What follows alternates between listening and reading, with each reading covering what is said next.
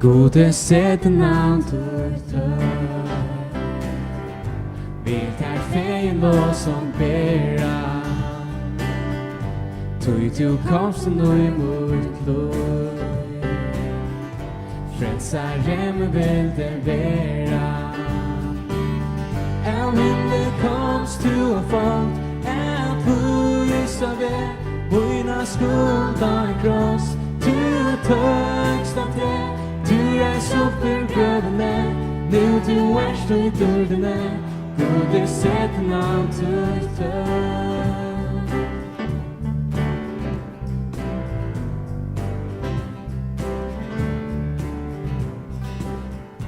Gode sett navn tør Vi tar fein og som bæra Du komst nu imot lov Frelsaren vil det være Av himmel komst du og folk Av pusa ved Boina skulda en kross Du tøgst av det Du reis upp ur grövene Nu du erst i dörrene Gode sett navn tør Av himmel komst du og folk Pusa ved Boina skulda en kross Du tøgst av det Du reis upp ur grövene Nu du erst i dörrene Gode sett navn tør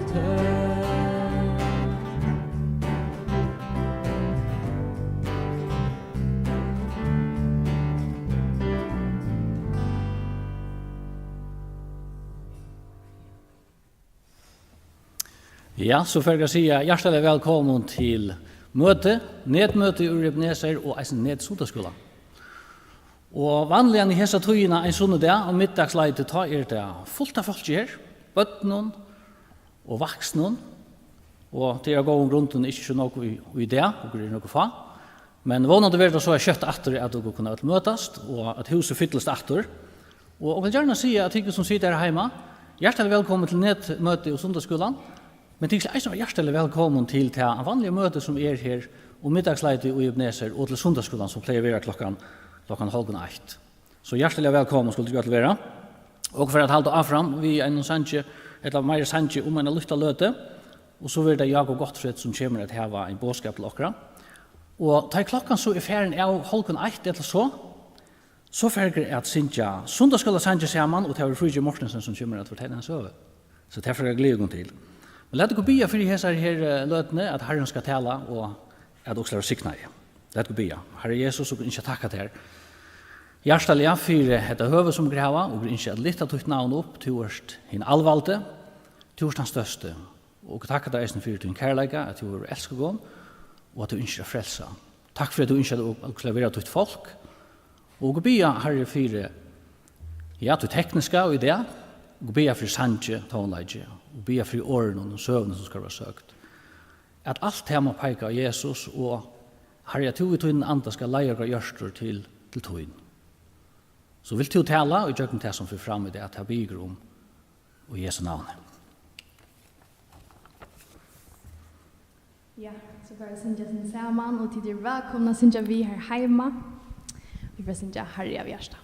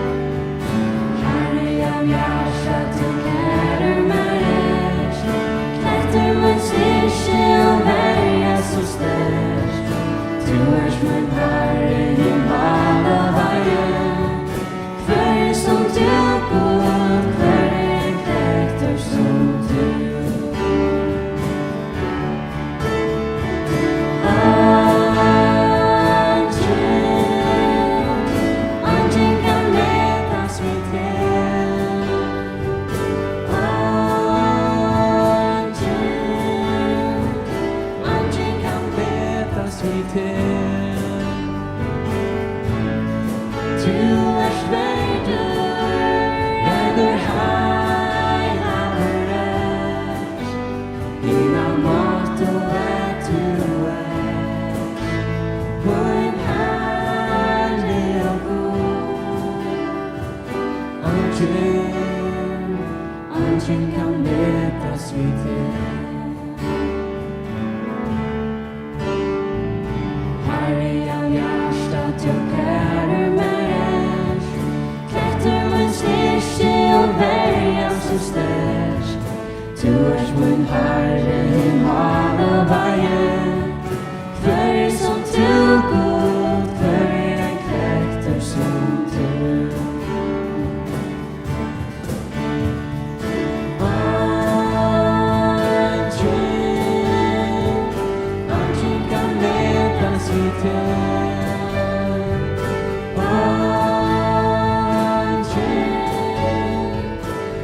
Ingen kan mätas vid det. Du er sverdur, ræður heila verðs, dina mátt og vet du Min herlige god. Ingen kan mätas vid det.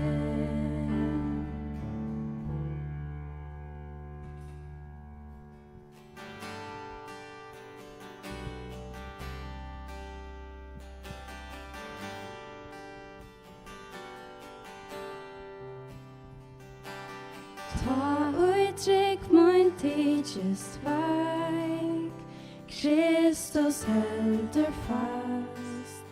Frälsning herjar motes veik, han mer heldur fast. Orskeja dverja borg, känner kvarja last, och i hjärtan fyllt av sorg, han mer heldur fast. Han mer heldur fast, han mer heldur fast. Du mig vinner älskar mig, han mer heldur fast.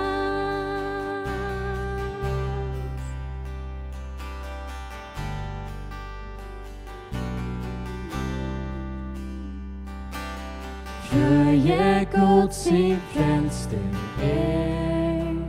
Kristus heldur fast. Givstar søgn han bæren han heldur fast. Rösta batsut fjölgar han, ut i genta sast. Du köptur hit blåera, han heldur fast. Han heldur fast, han heldur fast.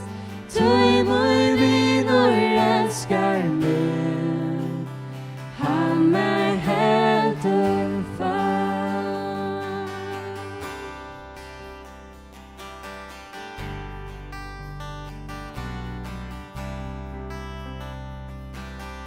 Fyre med sökt löjpan fram, Kristus heldur fast. Utstryka mun skotar fram, han heldur fast. Trestur färre som mun sam, gengi honom nast. Kom in heiman suttja skall, burstur bein mun last.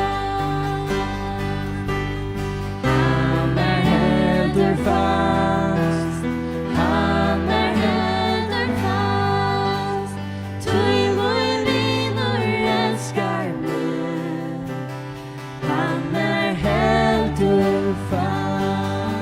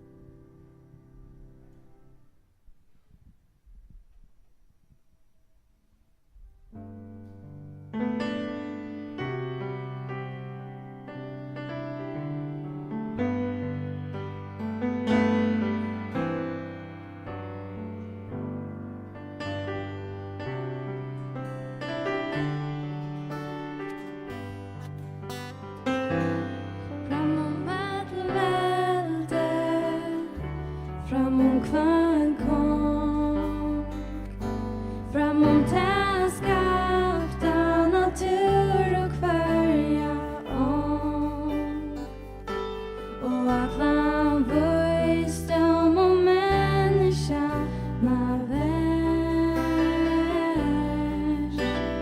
arnäga värvar hållt och instärs, fram och mädler öjtje, kvörs kongara, fram om tävägra och i världen häver sig, och att land rykdom och virighet och i väg, och ju tog kan mätas allt vid Krossfästor vi kröftar lött och te du flöjt och gavst att jag fyr med alls och rasa knust och tracka allt här du bar och valde mig fram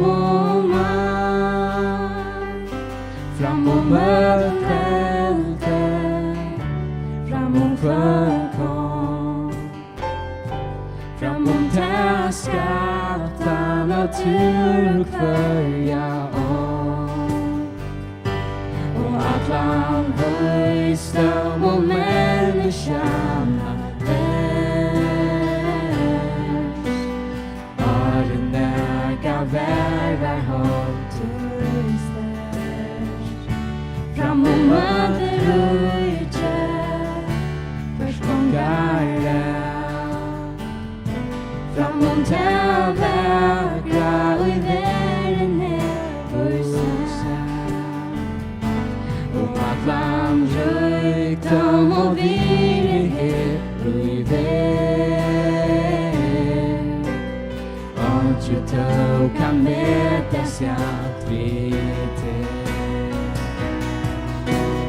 Krossfästor vi kröftar lött och te du flöjt och gavst att jag fyra med alls och rösa knust och tracka att här du bar och valde mig fram och Krossfästor vi kröftar lött och te du flöjt och gavst att jag fyra med alls och rösa knust och tracka allt här du bar och valde mig fram och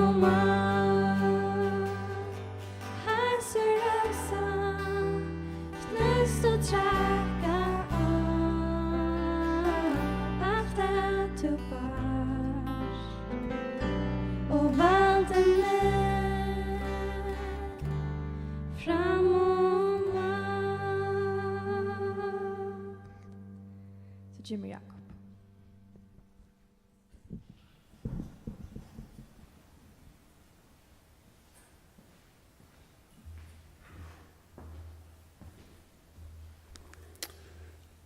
Ja, god dagen. Og takk for at vi kan slippe bedre et år fram. Liggende der.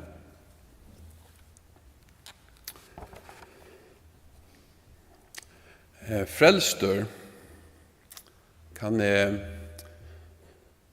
vita eller kan ha visse om det. Husk om og mennesker kan ha noen imskar spurningar om vi vil frelsna. Hva det er å være frelstor, og skal jeg gjøre noe for at kunne bli frelstor? Orgods ser greit det som vi kjente. Og i dag skal vi gritte etter Efesbrevnen, kapitel 2 og vers 8. Efesbrev 2, vers 8. Har jeg leser det, så husker jeg etter at det nok av imenskere årsøk som ivast i frelsene. Så selv ivast som unger, om i verlig være frelster. Onker ganske færre ivast av onker årsøk som hent til løyven. Kanskje har du kommet inn til løyv, så at du kanskje hoksar kan i verlig være frelster. Men bådskapen så god i det sånn at du ikke kan styre til frelse, fullgjort alt, hun tøyen. Og hun vil verande tøyen. Det er om at hitja av Jesus. Efesbrevet 2, 8 sier så leis. Tøy av nøye tid frelst vi trygg. Tøy av nøye tid frelst vi trygg. Frelsan her lyst vi tjei åren. Vi tjei åren. For det første skulle hitja til sin trimon åren her. Frelsa, nøye og trygg. Hva er det til at bli frelster? Hva er det til at være frelster? Jo, her stender at nøye tid frelst. Dette viser at det er en støva som hese standa i, som Paulus skriver til. Det er noe som de kunne vita vi visse. Han skriver ikke at vi nøye til kanska frelst. Nei, vi nøye tid vi visse, kunne man sagt, frelst. Det har vært at hvis man hikker etter årene sjálven, hvordan det stilla fram, man kan si grammatisk, så er det for det første frelsa stendur i tatui. Tatui. Ikke bare til at det er noe som hent, men det er en tydningen av at det er noe som fullført. Så til at det frelst, mest av frelsan fullført. Så det er som sett fram i det som kallar lysingarhotte. Det er ikke bare noe som hent, en affær, men det er noe som heldur av fram vi har vært galtande. Tid blir frelst, og tid frelst, og tid verande frelst. Dette støvan som de frelste, som en frelste stender i. Her er det man kan skriva passivt. Året frelsa det man kallar passivt. Det er som de som frelst, har ikke gjort for å bli frelst. Det har finnes det for ikke medan de var passiv. Hentan nødja støvan av å være frelster stender motsetning til de støvene som man var i Aron. Da man var frelster. Så det å være frelster mest er den brøyting for en fram. Det var brøyting fra å være en neistøve til å komme standa og en tryggare støve. Hentan brøyting som er lyst i vers 5 i samme kapitlet. Så leis. Ta i tid våre deg og i misbrotten tikkara, eller okkara. Ta hever god, gjørst og livande vi Kristus. At det her av nøye tid frelst. Og gjørt livande, det er det som frelsan Det er ikke noe eksterande, som blir gjort bedre, men det er noe som dett, som gjørt livande. Det er noe som ikke og som blir til. Etter en endeføying som Jesus selv sier at tid må føres av nødtsjøn.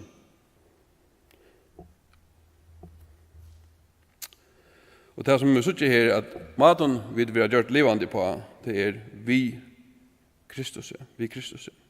Så denne frelsan, denne brøyden som henter, hun avløselig knytt sammen vi Kristus. Av nøye tid frelst. Så da et året av nøye. Det sender ikke bare at det er frelst, han ikke støvan og grøy, men det er av nøye. Det er 2 år som beina veien kommer til mån, ta i året nøye kommer fram. For det første, og oppe i båret, og for det neste, gratis. Det er nekker og oppe i båret, er det man fer nekker, utan at du er krav på det. Og så er det gratis, er det å få det for ikke. Så hun kunne sagt at å være frelst av nøye, det mest er at og oppe i båret er du frelst, eller for ikke er du frelst. Hetta vil sli fast etterfylgjande i samme versen, hva Paulus sier, han sliter fast, ikke av tykken sjølven, det er gava gods, ikke av versken, for at ønsken skal råsa seg. Så frelsan ikke av åken sjølven, det er helst ikke av versken, men det er nega en av nøyåken sjølven, som er årsøkjen til det.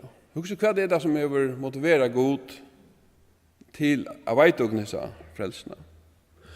Jeg husker ofte om det, jeg kom også om det som en forelder, eller mamma, hvordan hun elskar badsøyt, hovast til trekst, hovast til åløy og gangsunnar, ekne vei. På samme måte er det god til, at det ikke er noe i åken som gjør at han vil frelse åken, men det er noe i hånden sjølven. Og i teksten framan undan, versen 4-6, så er det 4 år som lyser akkurat dette, når det er noe vi god til, og ikke vi åken, som har mått være god, så retter sin hånd ut låken. 3 årene miskun, kærleidje, nøye og gøska. Vers 4 sier, men god som røyker er i miskun, hever for mikla kærlega sin skuld, som han elskar åken vi. Eisen tar vi var deg og misbrott nokkara. Gjørst dere levande ved Kristus av nøye er tid frelst. Og skjei hever årensna vi gøsko mot i okkon i Kristi Jesus. Hugsa jeg, nå til sørst eisne hittet versen etterfylgjande 2.20. Hetta viser eisne at det som også er blivun i samband med frelsena, det som er blivun i Kristus viser eisne hvordan utestångt og kraversk er. Vers 20 sier så leis, «Toi er vi er smui hansara, skapt i Kristi Jesus. Nega som er smuja, er blivet til av noen øren. Så hvis jeg er smui gods, så er han verskaren. Hvis jeg er hansara mesterverk, så er han mestaren, og hvis jeg er hansara listaverk, så er han listamæren, og det er ikke råsukne av. Og er skapt i Kristus, og tog er det som 17 Korint 5 sier, at om til ein er i Kristus, er han nødtjør, skapninger, det gamle færre, og til vår nødt. Arne kommer til siste året, trygg, så også lykke hetta ved versken som han legger dent av i vers 20 her, at gåverk er ikke avtøyende, men faktisk er avtøyende. Det stender her at og er skapt og i Kristus til gåverk. Vi er ikke frelst av gåen versken, men til gåverk.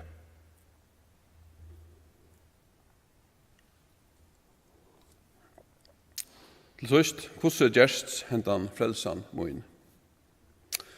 Her er det sista kommer inn, vi trygg. Til jeg nøye er ditt frelst, vi trygg.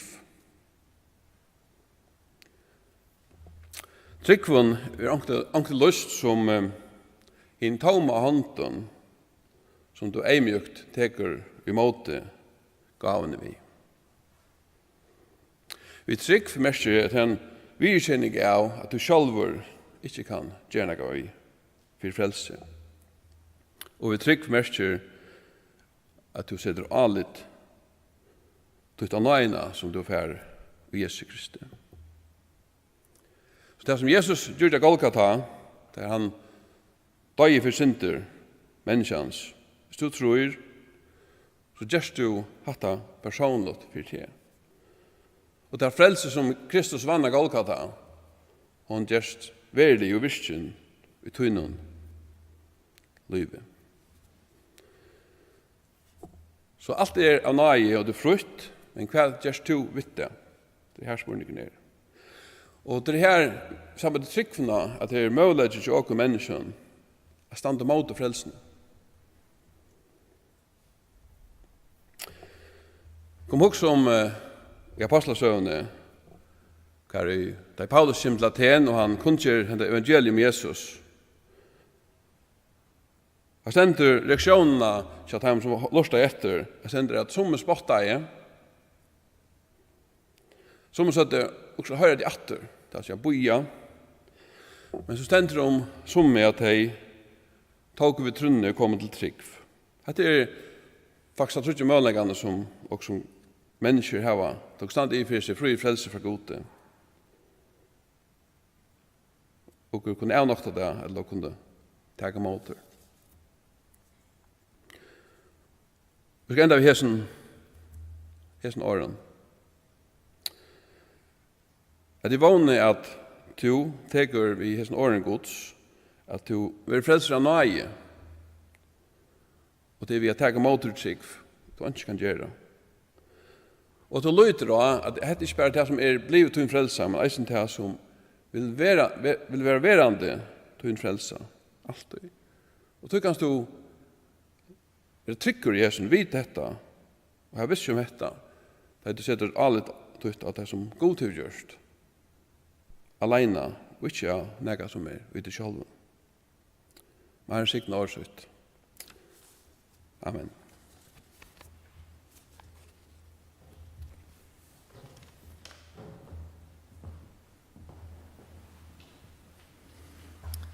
Ja, en overforborren og en gratis frelse. Og går vana at det som bådskaper søkker inn til Nøtlund, og at dere får lov til at oppleve seg frelsen av et trygg av Jesus. Så hvis du er ofrelster og sitter og lortar, så kan du kan vende deg til Herren her som du er stator, her som du er stødd.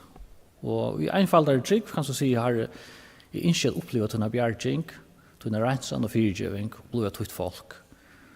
Og lyfte Guds er at han som tror av Jesus, han skal være frelst. Så det er stort. Ja, og for at synge en sangatrat nå, prøysa vår Herren, en tøkla Herren for hans frelse og for hans nøye. Og tøygra synge henta sangen, så for jeg halte av fram vi sundagsskolesangen, så nå er det tøyga til foreldren til å si av bøttene, kom, nå får jeg lusta etter sundagsskolesangen i Ebenezer og høyre søvna, som vi er om en løte. Så let jeg synge henta sangen først, og Arne for synge av bøttene, prøysa vår Herren.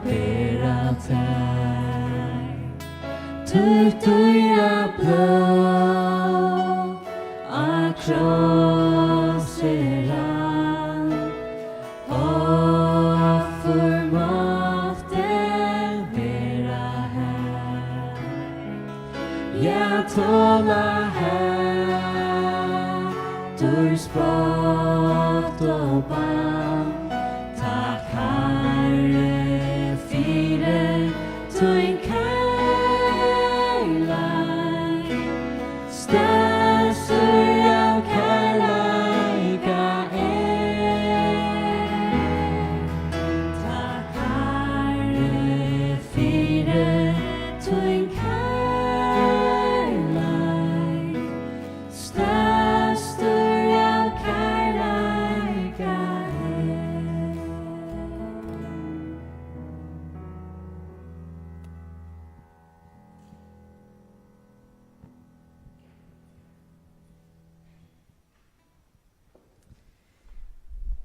Ja, vi har stund så får vi att skifta tempo ett lydcenter. Vi får att synja några sundagsskola sanger samman, så hjärtligt välkomna i sundagsskola i det. Och vi får att börja vid att synja God kvinna en småfugl heverskapt. Jag hoppas det stämma och är hemma. God kvinna en småfugl heverskapt.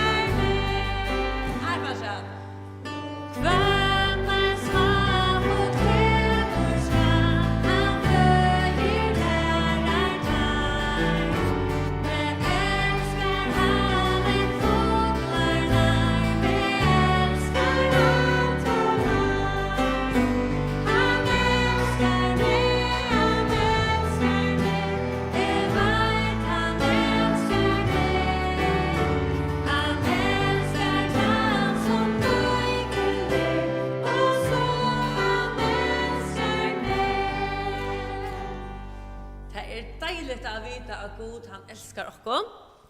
Vi får synja God är mentor, God är mentor, jag vet att God är mentor.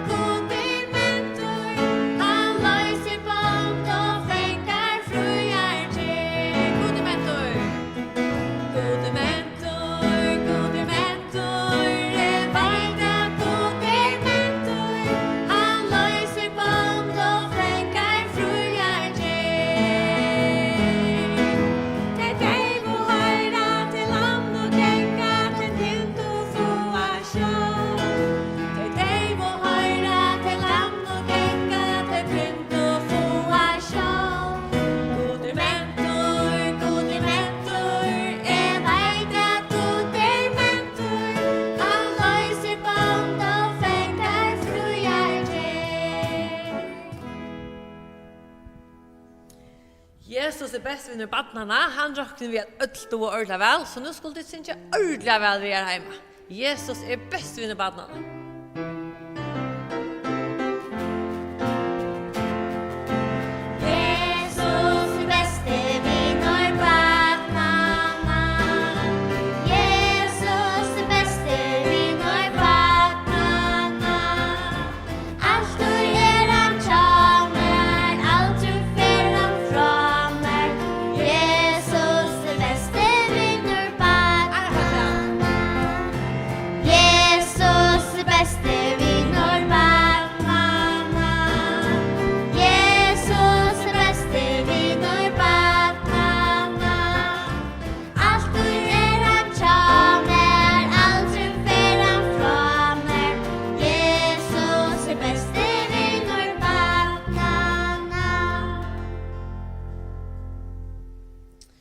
Så för att jag synja tycker tack.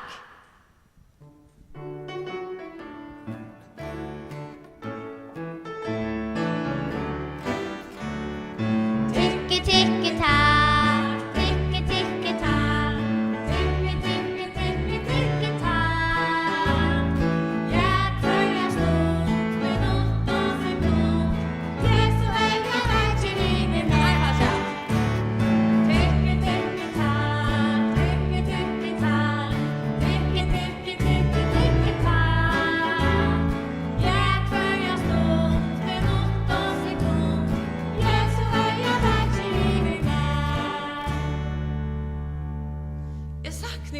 ha ödelse bøttene ner, men nå får det bara være så.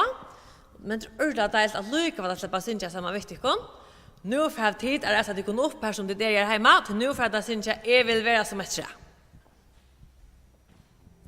Så vi får ikke tegn til.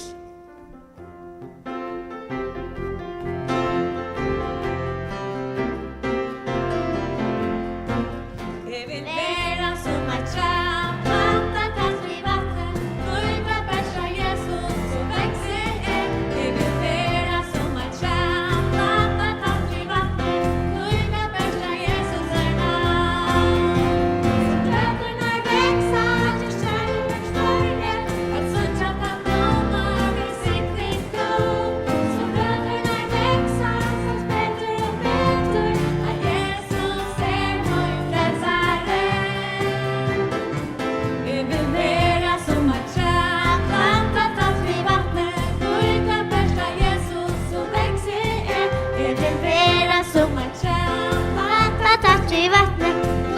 Bästa Jesus är namn.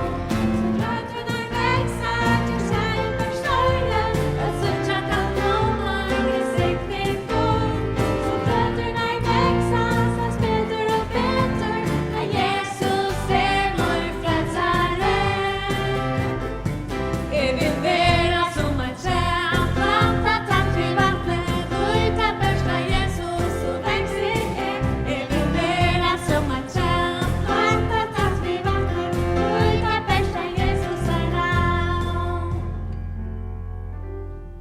Yes, og vi var standande, eller tid var standande, og det var vidt eisne. Vi får synge kverja for Jesus i stjøttene.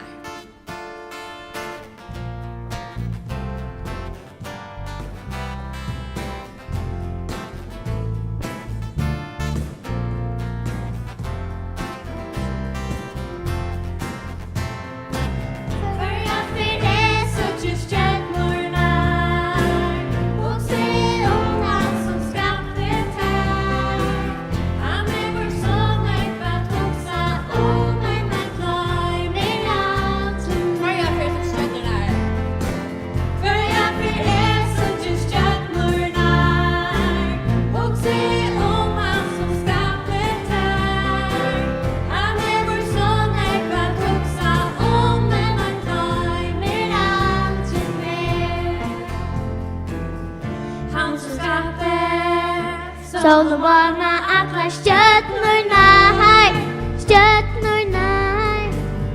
Tankar han kan, lätt höja till det människa som är.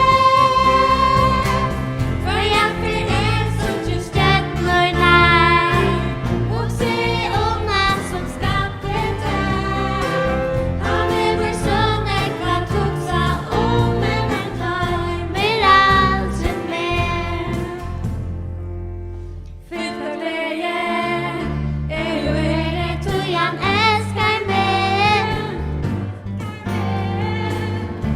Ut i himlen har du sagt att han ska aldrig glömma mig. För jag för så till stjärnorna och se om han som skapet är. Han är vår son, äkta tuksa om en han glömmer aldrig mer. Yes, og jeg halte at åren vi færre at synge til lukke for den som har fengt det, så færre det synge øktast ikke er vidt. Vi er ikke motfattelen, er god tøyn.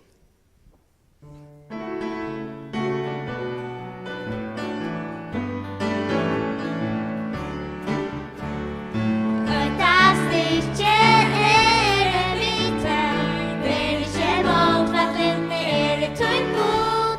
Vi styrste og hjelpet her og haltet her oppe, vi må ned rett hvis sant.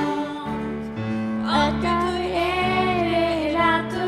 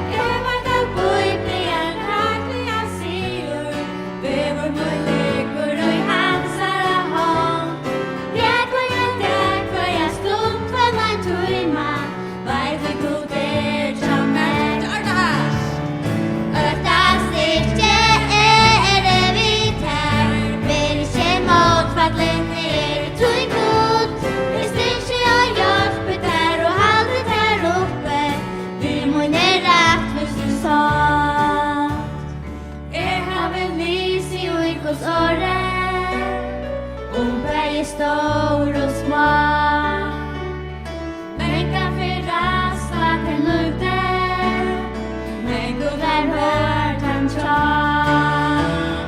Moses var rattur han kunde jag tala, god honom lova i styrke att få. Peter var rattur ta han steg ut av vattnet, men god var honom tja. Öppna styrke det vitt här, för det kemot vatten det tog god. Det styrke jag hjälper där och haltet här uppe, vi monerat för sin sånt. Det är fantastiskt att veta att Gud, han är vid oss och vi inte vara motfallen. Han är god okkara. Han hjälper oss och han helder oss uppe. Det är ordentligt deilt att veta. Så är vi kommet här till att vi får synja för den bötten som har haft föringar där sedan vår sundagsskola senast. Det är faktiskt inte länge sedan. Och det är några föräldrar som har skrivit och sagt att bötten jag har föringar där, vi får få det på här. Nathan, han är fyllt 3 år. Deborah, hon är fyllt 6 år. Johan Görstor är 5 år. Eller Ro är blivit 6 år. Björk är blivit 9 år. Kristina är blivit 5 år. Johannes är blivit 20 år. Jonas är blivit 11 år. Iris, hon är blivit 2 år. Louis är blivit 6 år. Och Benjamin är blivit 6 år. Och Jael är blivit 3 år. Och Jonathan är blivit 9 år. Jeg har engst at jeg kunne være og steg sammen med dere, og så kunne du finne dere fra dere. Men du tar vi enda for å slippe her, sundagsskole ordentlig etter, så skulle tid nok slippe opp her og få en gave fra dere. Men nå får jeg synes jeg for dere her, og tid for at du kan godt rette dere opp her hjemme. Det er det. Og så får jeg synes jeg tverfer til lukke, og bøtten her så glad.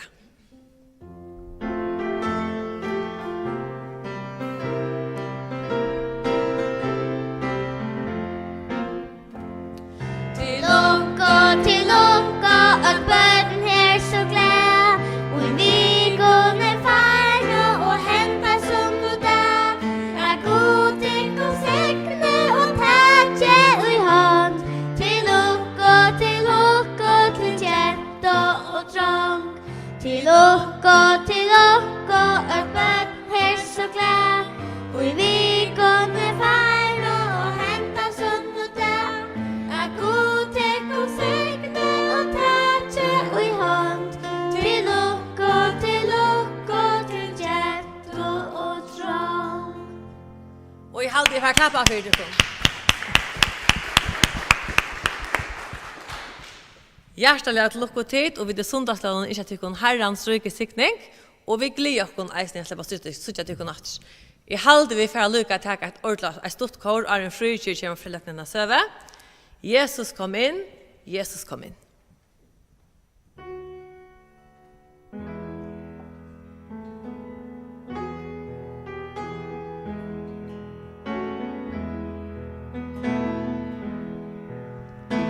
Jesus kom inn, Jesus kom inn, i mitt hjärta, Jesus, kom inn i det, kvar syndens dag, kom inn i mitt hjärta,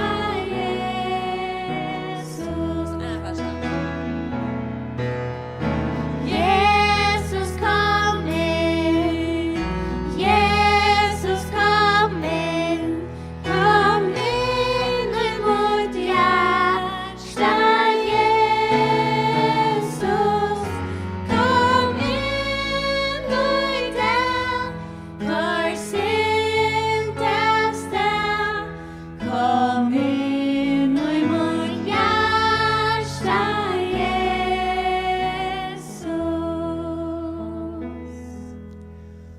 Så kommer frikir å fortelle dere en søve.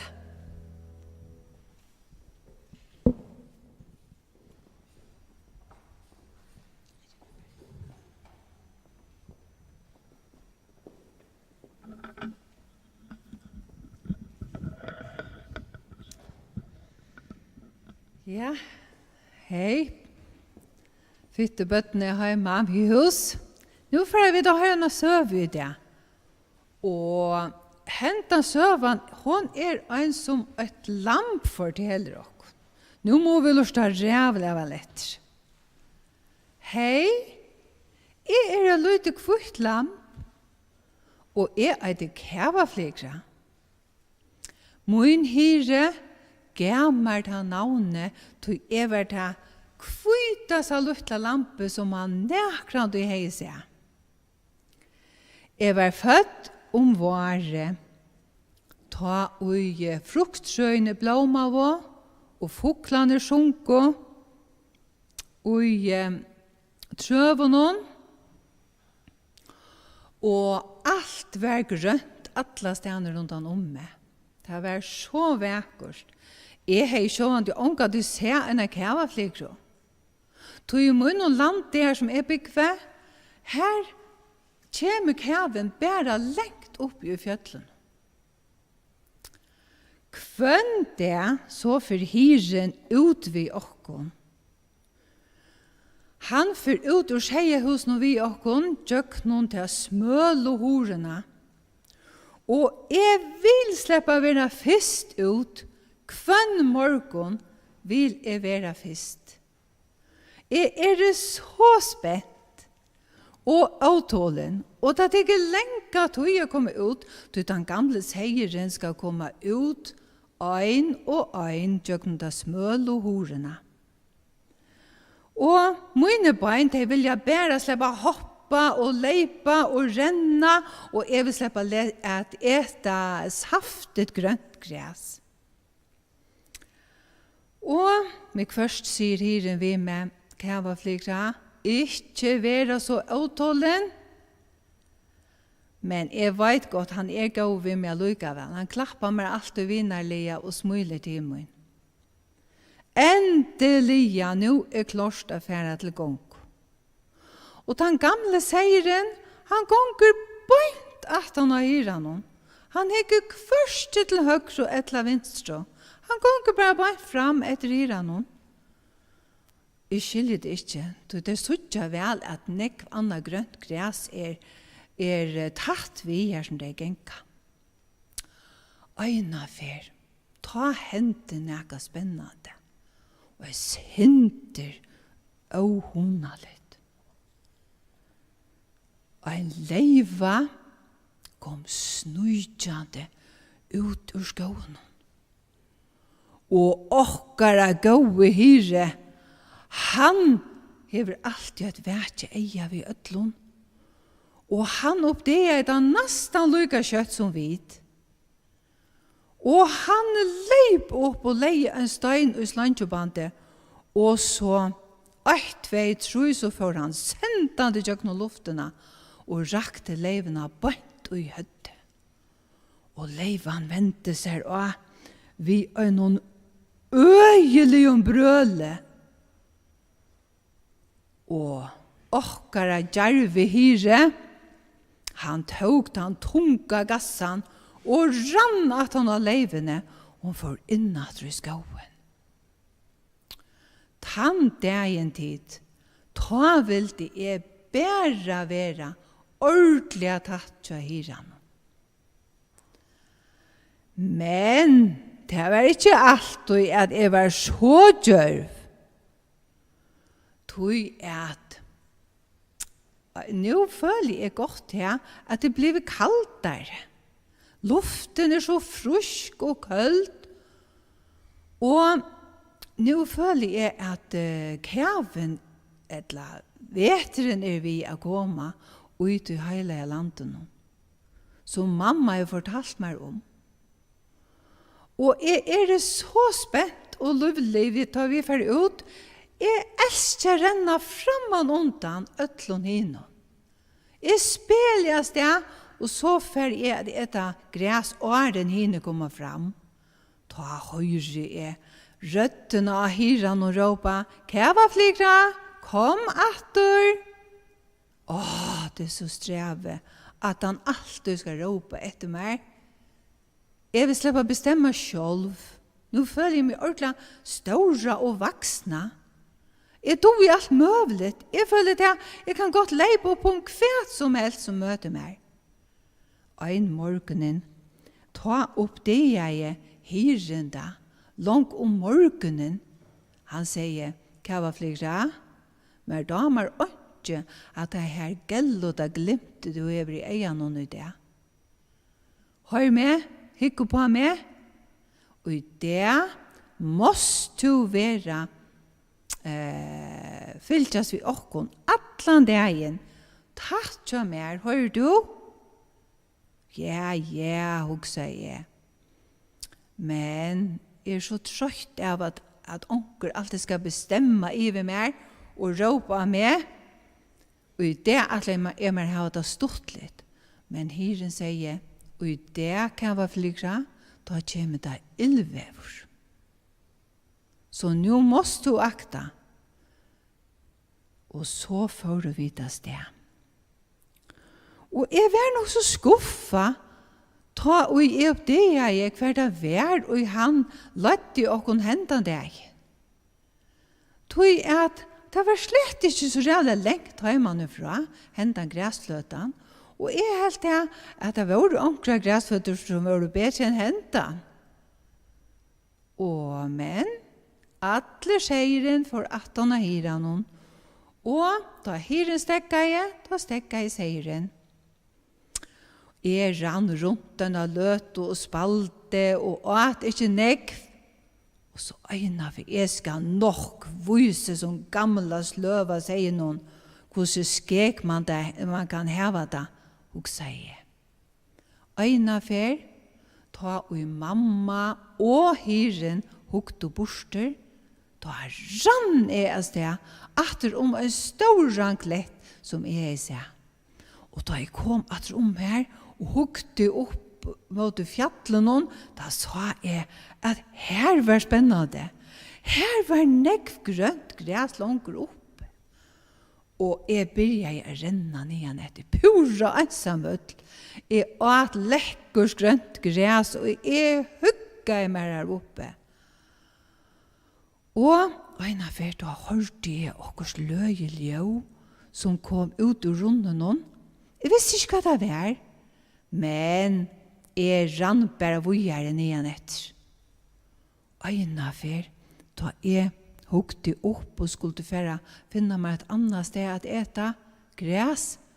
Da det jeg at solen, hun var ikke mer. Hun var ferdig nyer. Og sa jeg, så må jeg helt slippe meg om natt.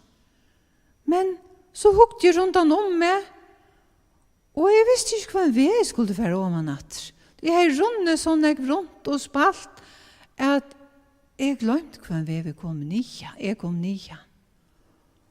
Og nei, nå visste jeg ikke hva jeg skulle være om natt. Så hukte jeg nye, og da sa jeg en djupa jekv. Og hun var så djup at jeg ble helt i ørvet jeg hittet nere i bottene. Og så får jeg hin veien, og da kom jeg til ut av kanten øyne stedene her som det gikk beint nyer. Og jeg følte meg så ensam at han nå knapplige. Og så sa jeg, nei, hvor er jeg ensam her ute? Og hyren, han sikkert samlet at han sier sammen nå, og for at løye deg hjem. Og her er jeg pura ensam ute i fjøtlen. Hva skal jeg gjøre? Og jeg gjør meg ordentlig hardt. Da jeg lengter bortere, her sa jeg hyren, og Atlan sier, han gikk fremst, og hyren gikk, seieren gikk beint at han var. Jeg gjør meg ordentlig hardt, men hyren, han hørte meg ikke. Det var alt for lengt bortere. Når jeg må fære om han oppestående, så gikk jeg nyan av først, og ta jeg får til gang og tid, ta glede. Og jeg glede ut av kanten, og jeg lente beint nere i en kvass som tørner under. Tørnene var så kvasser at jeg røyte og fyte mjuk og utlene til meg, og røyte flere dotter av. Og nei, jeg rønte bergast og strujast for å komme leis, men det var ingen chanser. Det var akkurat som at det sin tørner under ville halta meg først alla nottena. Og nu skal vi av kulta. Nu var stormeren byrja å komma. Hva skulle jeg gjøre? Jeg gjør meg egentlig var blivet ordentlig has. Å nei, nu hyren kommet heim, vi sier noen, og han sikkert glad for å slippe sette seg nye vid elden og høyta seg. Men mamma, hon må jo hvordan av opp det at jeg mangler. Og hyren, da han for at kora olje og svarene av rydden noen og sier noen, ofte han bonte til meg, da ikke ansa noe vel etter. Og han for at helge sier, han teler 96, 98, 99, men ikke 100 som han venner. Du, jeg skjer, jeg mangler. Og bare han for ut at jeg leter etter mer. Men nei, det kan jeg ikke råkne vi. Ut i bøla, myskri og stormen og kveld, jeg leter etter en og lyttel lampe, da han øyer 95 sier. Nei, det vant jeg ikke. Det var syrkelig, men knapt ble jeg felt i akkurat kvult lenta av nøsene av meg. Jeg hukte opp, hva det da? Da kom flere, at det var kæva flikrer. Nu vet jeg hvordan hyren kom i tankar om å kalla meg såleis. Du der kvitar akkurat som jeg. Men som der kaltar og vatar. Og jeg skalv så vat og kaldt var jeg bliven. Men dit, da jeg lurte jeg ordentlig vel, nå hørte jeg fota fett. Hva det da? Kan det være? Og jeg gjør meg ordentlig harst. Så hørte jeg røtten av meg, noen elsker jeg hyra. Kæva flikra, du her? Og jeg gjør meg harst, så harst som jeg orsker jeg. Og nå hørte jeg han at du råpa. Og nu var han nærre vi. Og så sa jeg han. Og han leie seg nyer av kanten og ratte seg nyer og tog med varlige opp ur tørnar under noen. Hendene og noen blev sartar og skøvajer. Ta i han tog meg opp. Og neste løtene ta la jeg av armen noen. Av min elsker jeg hyra, som et lite baby atter. Han battlet meg vel inn under sitt høyta kåt og bær meg hjem. Nå fikk jeg varmen atter, og som det var godt. Han fann veien fram. Og vita til bøten at hyren, det Jesus. Og seieren, det du vit. Og Jesus, han elsker det så negg, at han døye av krossen og fyre til. Han døye for seien. Han ble neltor i hentor og føtter for okkara skilt. Han ønsker at du skal tryggva av han, og at du skal lova honom å være tøyn hyre. Så han sier sjølvor, hvert han kommer til min, skal jeg alls ikke køyre bort. Gå abad, kom til Jesus. Takk for det.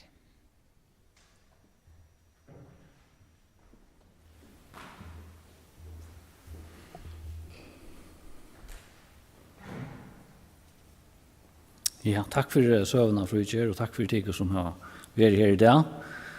Og så sier at dere viltest ødel av lei, akkurat som sier. Men at God, han lærte okra synd og okra skuld falle av Jesus. Og tog det at God, han fullkomne kan frelse alt som kommer til hans herre. Og alt kunne oppleve dette her at være godsbøten og være bjerget og være funnet atter. Det det som dere har rent av vist da.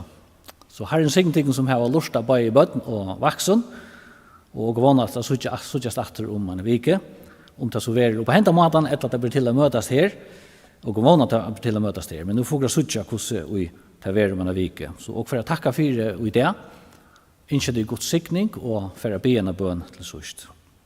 Herre Jesus, og takk til hjertelig for at du finner de som bortevilst. Og Herre, takk for at du bor i okra skuld. Takk for at du ferien teker oss i faun og leier oss heim. Og takk for at du gjør alt dette her for de som ikke har oppebord. Og det pura gratis. Og så kallar du oss til at fylja det her, at leva livet sammen med her, at avspekla hvordan gåur du hvordan kærleksfotler, hvordan hodtekande verkurs, og det at komme kjenne til Herre. Og det bygger om Herre må jeg kjenne og som tøyt folk, og gå bia fire, og alle som har hørt Herre, at det som bådskap må grøyba hjersta. Så bygger for landet og folket, for et heim som teker avgjør, reisen i hese tøy, gjør han vursdan til det. For alle familien som har lusta her i det, og se, og ja, for alle landen og for alle folket her, bygger til en signing, og til en nøye at man fytler løyve og tankar til bygger om og i Jesu navnet. Takk for det.